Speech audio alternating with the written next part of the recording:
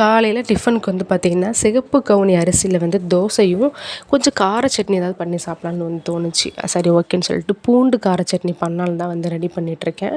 இந்த கார சட்னி பண்ணுறது ரொம்ப ரொம்ப சிம்பிள். ஆனால் டேஸ்ட் வந்து பார்த்திங்கன்னா அவ்வளோ சூப்பராக வந்திருக்கும்.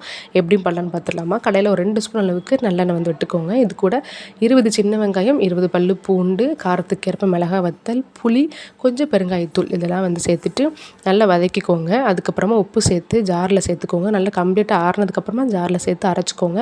இப்போது சட்னி வந்து ரெடி. இதை நீங்கள் அப்படியே சாப்பிட்றத விட கொஞ்சம் மேலே கொஞ்சம் எண்ணெயில் தாளித்து விடும்போது இன்னும் சூப்பராக இருக்கும். ஸோ அதனால் ஒரு 2 ஸ்பூன் எண்ணெயில் கடுகு, உளுந்தம் பருப்பு, கருவேப்பிலை மட்டும் சேர்த்து தாளித்து விட்டுருக்கேன். இப்போ வந்து தோசை வந்து ஊற்றிடலாங்க.